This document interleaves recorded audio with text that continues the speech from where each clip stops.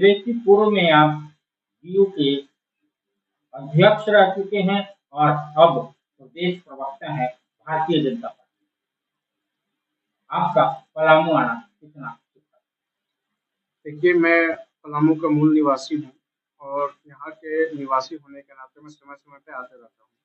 अभी पिछले 15 दिनों से मैं पलामू में था और इस दौरान मैंने यहाँ के युवाओं से, महिलाओं से, यहाँ के किसानों से, सभी वर्ग के लोगों से मिला, सब लोगों से बातचीत की।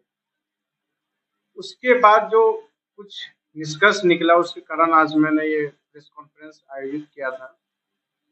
पिछले 5 साल में हेमंत सोरेन सरकार, चाहे शिक्षा हो, स्वास्थ्य हो, कानून व्यवस्था हो, हर मामले में विफल रही है। आज प्रदेश के अंदर भ्रष्टाचार चरम सीमा पे है, कानून व्यवस्था पूरी तरह से चरमरा चुकी है। जिस पुलिस प्रशासन को प्रदेश की और जिले की कानून व्यवस्था को सुचारू रूप से चलाने की जिम्मेदारी है, वही पुलिस प्रशासन अवैध रूप से बालू का कारोबार प्रदेश के अंदर और जिले के अंदर चला रही है, जिससे आम जनमानस को सुलभता से बालू उपलब्ध नहीं हो पा रहा है। चाहे आप प्रधानमंत्री आवास योजना की बात करें, आबू आवास योजना की बात करें, इन योजनाओं के तहत जो गरीब लोगों के मकान बन रहे हैं, इनके अलावा जो लोग अपने निजी मकान भी बना रहे हैं, उनके लिए आज बालू खरीदना आसान बात नहीं है, क्योंकि कालाबाजारी होने के कारण बालू के जो जिस रेट से उनको पहले मिलता था, आज उसे दोगुना तिगुना हो चुका है। इसमें पुलिस प्रशासन और यहाँ के जो झारखंड सरकार के जो नेता हैं, जो सरकार में है, उनकी मिलीभगत से ये अवैध रूप से एक सिंडिकेट पूरे प्रदेश के अंदर चल रहा है। आप देखिए, पिछले 5 साल के अंदर एक भी नया स्कूल, एक भी नया कॉलेज, एक भी नया हॉस्पिटल बनाने का काम हेमंत सोरेन की सरकार ने नहीं किया है। पलामू जहां हम आज हैं, जहां बैठे हैं, पिछले साल भी सुखाड़ग्रस्त था और आज 18 जुलाई को जब मैं आपसे बातचीत कर रहा हूं, तो 1% भी धान की रोपनी नहीं हुई है पूरे प्रमंडल के अंदर। और फिर से हमारा जो जिला है, हमारा जो प्रमंडल है, वो सुखाड़ग्रस्त होने की ओर अग्रसर है। न तो यहाँ सिंचाई की व्यवस्था हेमंत सोरेन की सरकार करा पा रही है, न तो पेयजल की व्यवस्था करा पा रही है। आज से 1 महीना पहले आप जाएंगे तो इसी पलामू के अंदर पानी के लिए हाहाकार मचा हुआ था। पानी, लोग पीने की पानी के लिए त्रस्त थे, पीने की पानी उपलब्ध नहीं हो पा रही है। और आज आप देखेंगे, सिंचाई की व्यवस्था नहीं होने के कारण प्रदेश के अंदर और जिले के अंदर जो आप कृषि की जो धान की रोपनी होनी है, जिस समय हम लोग धान की रोपनी का सीजन चल रहा है, वो नहीं हो पा रही है। तो सरकार कुल मिला के हर मोर्चे पे विफल रही है। प्रदेश में कानून व्यवस्था ठप हो चुका है और ये हेमंत सोरेन के नेतृत्व वाली जो सरकार है, वो भ्रष्टाचार का पर्याय बन चुकी है। दोबारा मंत्रिमंडल का गठन, क्या इससे जनता का भला हो पाएगा या सिर्फ जुमला? निजी स्वार्थ के कारण, एक तो हमारे लिए, झारखंड के निवासी होने के लिए हमारे लिए एक शर्म की बात है कि झारखंड का मुख्यमंत्री को जेल चला जाना। क्योंकि जब आप पूरे देश में भ्रमण करते हैं, पूरे देश के लोगों से मिलते हैं, तो लोग बोलते हैं कि आपका मुख्यमंत्री तो भ्रष्टाचार के मामलों में जेल में है। जब हेमंत सोरेन को जब जेल हुआ था, अभी तो वो बेल पे वापस है, बेल पे आ गए हैं वापस, लेकिन जब हेमंत सोरेन जेल में थे, तो पूरे देश के अंदर ये मैसेज गया कि झारखंड के जो मुख्यमंत्री हैं, वो भ्रष्टाचार के मामले में जेल के अंदर हैं। तो ये हमारे लिए, एक झारखंड के निवासी होने के नाते, बहुत ही शर्म की बात थी उस समय, अभी भी है। क्योंकि प्रदेश का मुखिया अगर इस तरह से भ्रष्टाचार के कार्यों में लिप्त हो, तो प्रदेशवासियों के जब बाहर जाते हैं तो सर झुकाना पड़ता है।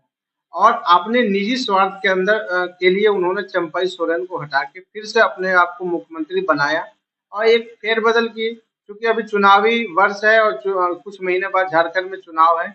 उनको जनता की सुविधाओं से कोई मतलब नहीं है, जनता की काम से कोई मतलब नहीं। आज प्रदेश के अंदर जनता का कोई भी काम नहीं हो रहा है, जनता को न्याय दिलाने में असफल है। सिर्फ और सिर्फ अपने निजी स्वार्थ के लिए उन्होंने सरकार का गठन करके अपने आप को मुख्यमंत्री बनाया। और प्रदेश की जो वर्तमान स्थिति है और प्रदेश की जो हालात है, उस पर हेमंत सोरेन को कोई भी चिंता नहीं है, तनिक भी चिंता नहीं।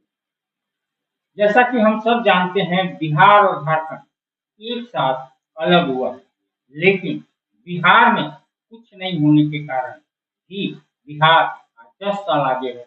लेकिन सारे खनिज संपदा झारखंड में होने के बाद भी 20 साल पीछे है। ये यहाँ की जनता कहती है। क्या कहना है? बिहार और झारखंड एक साथ अलग नहीं हुआ। आपको मैं बता रहा हूँ, जिस समय झारखंड का गठन हुआ था, 3 और नए राज्य बने थे, छत्तीसगढ़, झारखंड और उत्तराखंड। 3 नए राज्यों की स्थापना हुई थी एक साथ सन 2000 में। और आज आप देखिए छत्तीसगढ़ और आप उत्तराखंड की स्थिति कीजिए और झारखंड को, दोनों से आप कंपेयर कीजिए, दोनों की तुलना कीजिए।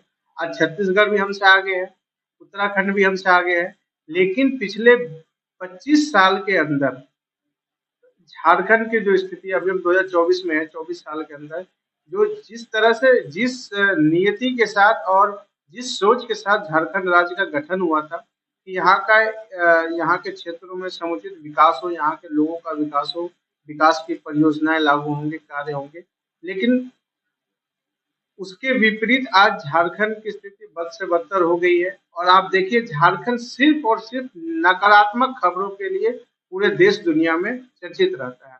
कभी यहाँ के मुख्यमंत्री जेल चले जाते हैं, कभी यहाँ के आईएएस अफसर, आईपीएस अफसर के घर से करोड़ों रुपए कैश निकलते हैं, मंत्री के यहाँ से करोड़ों रुपए, जब ईडी छापेमारी करती है तो करोड़ों रुपए का कैश निकलता है, सांसद के यहाँ से कैश निकलता है, जो कि एक आज तक इतिहास है कि इतना ज्यादा कैश जो यहाँ के पूर्व सांसद कांग्रेस के थे, मैं नाम नहीं लेना चाहूंगा, उनके यहाँ से निकला, वो आज तक भारतवर्ष में रिकॉर्ड है कि उतना ज्यादा कैश किसी के यहाँ से बरामद नहीं हुआ।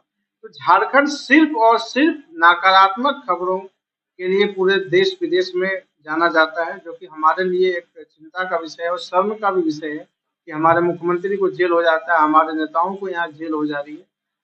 ये हमारे लिए एक चिंता का विषय है और इस चीज को ध्यान में रखते हुए मैं अभी हमारी जो वर्तमान युवा पीढ़ी है वो सब, मुझे जैसा लगता है कि सबको एक साथ आके और एक सकारात्मक ढंग से परिवर्तन कैसे है उसके लिए आगे काम करना होगा। ये सब चीजें ईडी और सीबीआई, जैसा कि जेएमएम का कहना है, ईडी और सीबीआई लगा करके हमें परेशान किया जा रहा है, हमारे नेताओं को जेल भेजा जा रहा है। परेशान क्यों किया जा रहा है?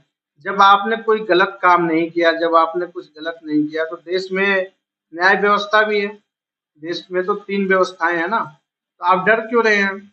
और ये सर्वविदित है और ये अब सबके सामने है कि जैसे जैसे छापेमारी होती है ईडी की, करोड़ों रुपए इनके नेताओं के यहाँ से, इनके अधिकारियों के यहाँ से निकलती है। जब आपने कुछ गलत किया नहीं, जब आपने भ्रष्टाचार किया नहीं, जब आपने घोटाला किया नहीं, तो आपके यहाँ से करोड़ों रुपए आ कहाँ से रहे हैं? आपके नेता जेल में क्यों है? आपके अधिकारी जेल में क्यों है?